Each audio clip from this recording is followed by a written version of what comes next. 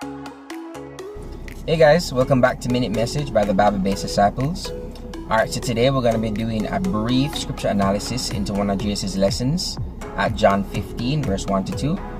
Alright, so we're just going to read the scripture right now, and then we're going to go into a few points, and then that'll be it. Alright, so we're going to be reading the scriptures from one of our books, 7 Bible Facts About Holy Living. You can download a free copy of this book from bbdclub.com. Alright, so without any delay, let's get right into the scripture reading. Alright guys, so the scripture reading is going to be taken from, as I mentioned, John 15 verse 1 to 2. So let's read. Okay, so Jesus is speaking here. He says, I am the true vine, and my Father is the gardener. He cuts off every branch in me that bears no fruit, while every branch that does bear fruit, he prunes, so that it will be even more fruitful. Alright guys, a very powerful scripture indeed, and here's a few points and a few takeaways that we can gather from it. Okay, so Jesus says that he's the true vine and his Father is the gardener.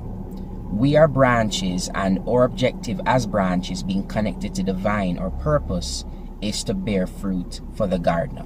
Okay, so fruits represent fruits of the Spirit, and we know a few of them from the scriptures: love, joy, peace, patience, kindness, goodness, faithfulness, gentleness, and self-control.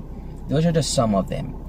So Jesus is the vine, his Father is the gardener, we are the branches, and what he's saying is that if we remain connected to the vine, then we'll produce fruit.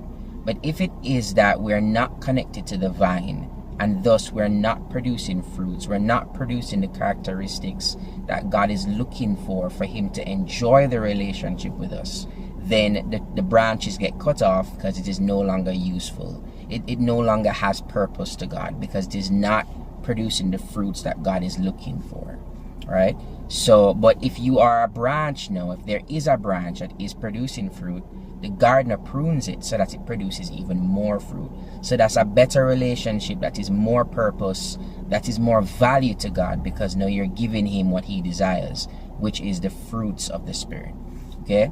So in the same way to yourself, if it is that you have a mango tree, for example, and it is not producing fruit, you're going to root it up eventually if it doesn't produce fruit at all, and you prefer to put a tree there that does produce fruit.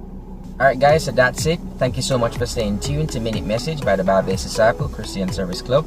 Remember to download our book, 7 Bible Facts About Holy Living, from bbdclub.com. Right, and also if you want to deep dive more into this particular scripture, there is a blog on the website on the Lessons from Christ titled Spiritual Fruits, the Gardener, the Vine, and the Branches. So you can read that and to get a deeper insight into this particular lesson.